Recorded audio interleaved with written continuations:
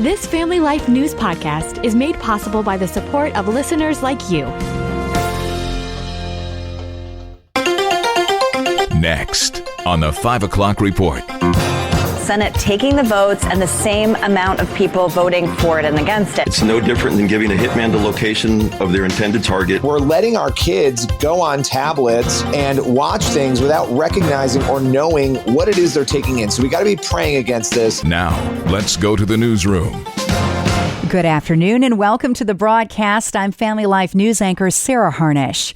Another vote taken on day 3 of the government shutdown, and it was a no-go. How much longer this shutdown lasts depends entirely on Democrats. It means large parts of the government will remain closed until at least Monday. The House and the Senate are going to be out this weekend, most likely, and we won't have any sort of meeting until next week. They had this vote today. You basically saw a repeat of what we've seen all throughout the week. Senate taking the votes and the same amount of people voting for it and against it. Republicans need at least 60 votes to cross the finish line. Mike Johnson and Chuck Schumer held twin press conference today. Lots of talk behind the scenes and in front of reporters, but still no deal.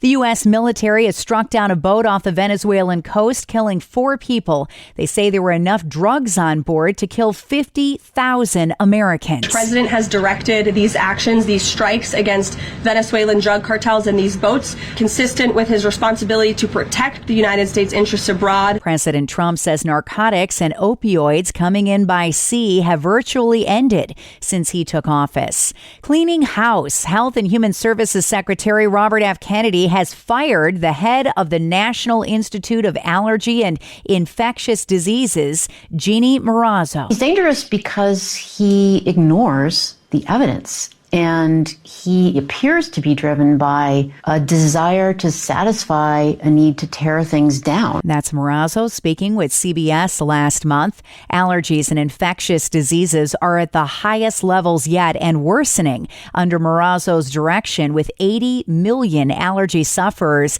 and $18 billion in annual healthcare costs related to allergies. The U.S. Supreme Court has taken up a case on the Second Amendment. Fox correspondent Jared Halpern. Hawaii lawmakers approved a ban of guns on private property unless the owner specifically allows them. It also prohibits firearms at beaches, parks, bars, and restaurants that serve alcohol. Attorneys for the state say the law strikes a reasonable balance between gun rights and public safety. The Trump administration urged the Supreme Court to consider the case, arguing it imposes restrictions that violates a 2022 Supreme Court ruling. Apple has just yanked an app that allowed people to track immigration agents. ICE Associate Director Marcos Charles says the shooter at an ICE detention facility in Dallas last week had used the app. It's no different than giving a hitman the location of their intended target. Joshua Aaron developed the ICE Block app. We don't need to know from an app that police officers are at the police department. But Apple says it pulled it because it put officer safety in jeopardy. And it is a clash of tech titans. Billionaire Elon Musk is battling online streaming giant Netflix, telling his more than 200 million online followers to cancel their Netflix subscriptions over children's programming that's pushing pro-transgender ideology. I'm trans, Norma, and everyone at school knows I've never been happier. I know I'm safe when I'm with my friends or other non-binary people. Non-binary? People who aren't female or male. Those are excerpts from Netflix shows such as Dead End Paranormal Park and Transformers Earthspark. Other Netflix shows under fire for such content include The Babysitter's Club and Coco Melon. CBN's Billy Hollowell says there are a few important takeaways for Christian parents. We're letting our kids go on tablets and watch things without recognizing or knowing what it is they're taking in. So we got to be praying against this. We've also got to be aware, and that's really hard. We're all really busy as parents, but we actually do need to vet the content. We need to understand it. But I think the third thing is to stand up and make a point. People are saying we are no longer going to tolerate this. I think that there's a legitimate sort of activism in this. Netflix has lost $20 billion since Musk called for a boycott in his Cancel Netflix campaign. Still to come on the 5 o'clock report, a sit down with our men in the know in the state capitals of New York and Pennsylvania. Jason McGuire with New York Families and PA Families' Michael Gear for Capital Connection after a look at weather. I'm Kevin Williams, and here is your Family Life regional weather forecast. Beautiful evening. We'll give way to a clear night tonight. You'll see the moon. You'll see the stars. Temperatures drop to the mid-40s to the mid-50s. Some patchy valley fog late. Then for tomorrow and Sunday, warm and dry with plentiful sunshine. High temperatures tomorrow, 70s to near 80, and high temperatures on Sunday within a few degrees of 80. More sun and warmth expected on Monday. Sounds picture perfect. Thank you, Kevin. Next at 5, Capital Connection, an inside peek at the capitals in Harrisburg and Albany. Let's listen in. What's your take on all the dysfunction that we're seeing now, not just in Washington, D.C., of course, but in your state capital? Here we are 3 months officially past the due date for a state budget and still no deal. Yes, Pennsylvania, the only state in the country without a budget. Here we are in October with the budget deadline that was in June. And with the federal government shut down, there are tight budgets that are hitting county governments, especially with the state budget impasse. They're having to borrow money to make ends meet, waiting for dollars to come from the state that are not there. And we're hoping for a budget settlement sometime soon, but I don't really see that light at the end of the tunnel quite yet. Wow. Well, let's bring Jason McGuire, New York families, in on the conversation as well.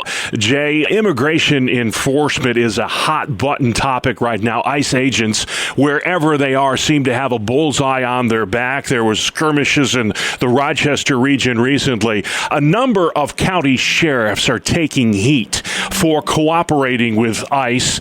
I know the sheriff of Steuben County, Jim Allard, had to deal with some protests this week for partnering with ICE when it comes to immigration enforcement.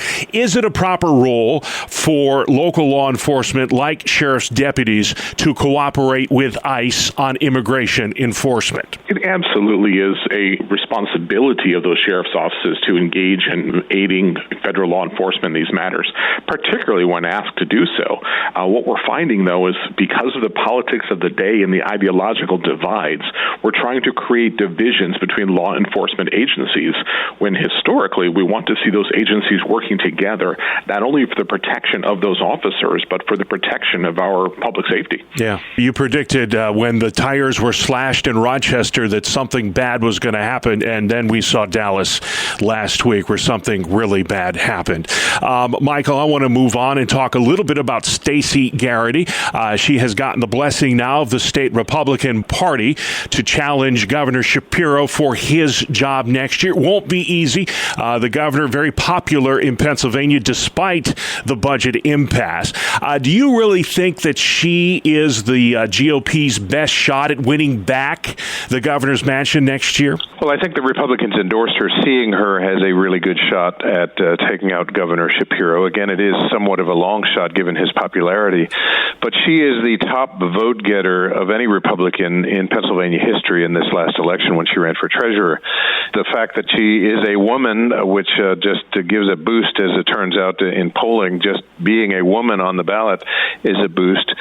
And the positions that she's taken on issues make her, I think, a viable candidate, certainly. But that remains to be seen. We're still really early in this gubernatorial race. Yeah. Well, last year about this time, Jason, we were making a lot of noise about this thing called Proposal 1, the so-called Equal Rights Amendment that passed on Election Day, much to your chagrin.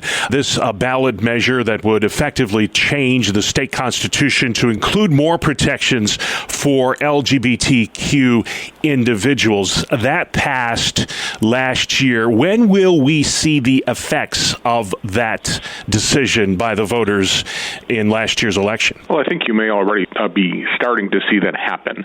Recently, there was a lawsuit filed by a transgender runner against Geneseo, SUNY Geneseo.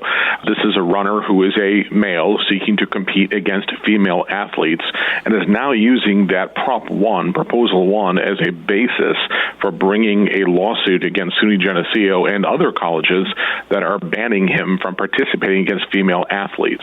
So I believe you will soon start to see some of those effects coming from Proposal 1. Yeah. Michael, there is, we're all looking ahead to 2026, but there's a really big election coming up in your state in just a few weeks. It's the retention election, November 4th, for 3 state Supreme Court justices. You're going to know their names soon if you don't already. Why does this election matter so much? Well, it's significant because of decisions we've already seen these justices make and then what the potential is for decisions they would make in the future.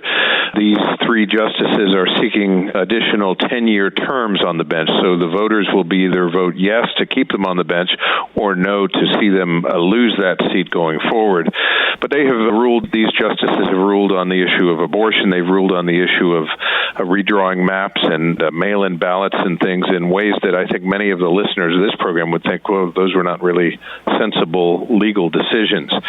And they have been endorsed by Planned Parenthood, running ads supporting abortion. So that's why we think it's important that people get out and vote this election season. You can subscribe, listen to, and share Capital Connection and all of Family Life's original podcasts at Apple Podcasts, Spotify, YouTube, or at familylife.org. Think you're not eligible for Social Security benefits? You might be surprised. Hi, I'm Rob West with another Faith and Finance Minute. Did you know you might qualify for Social Security benefits even if you've never had a paycheck? It's true. Through spousal or survivor benefits, you may be eligible based on your husband's or wife's work record, or even a former spouse's in the case of divorce.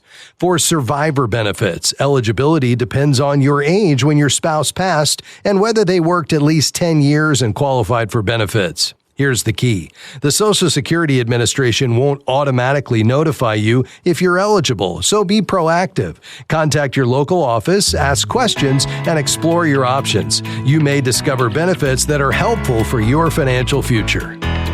Discover the best Christian financial articles, podcasts, and videos by visiting our website, faithfi.com, or by downloading FaithFi, Faith and Finance from your app store. Coming up on the 5 o'clock report, 1,000 days in a hospital and finally heading home. That story after one last look at weather. I'm Kevin Williams, and here is your Family Life regional weather forecast.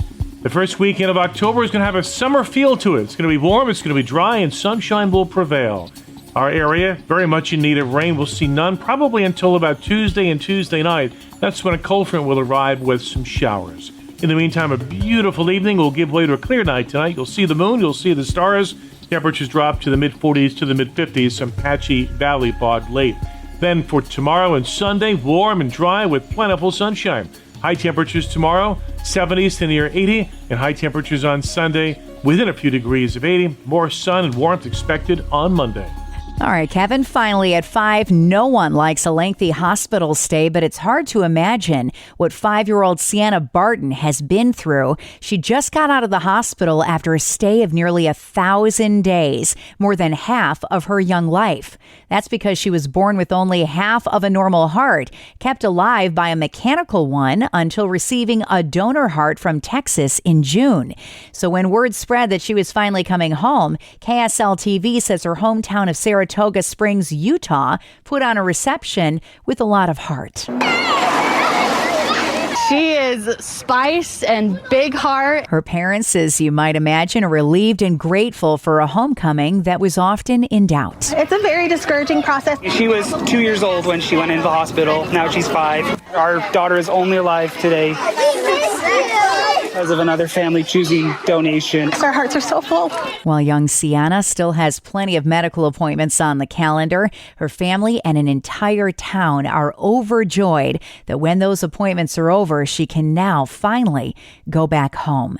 And that's the world that we live in for Friday, the 3rd of October. I'm Sarah Harnish, and this is the 5 o'clock report on Family Life. Thank you for listening to this Family Life News podcast. If you've been encouraged by what you've heard, please share it with others and click the subscribe button to automatically receive future episodes. Family Life is a listener-supported ministry. Podcasts like this are made possible by your financial partnership. Find out more at familylife.org.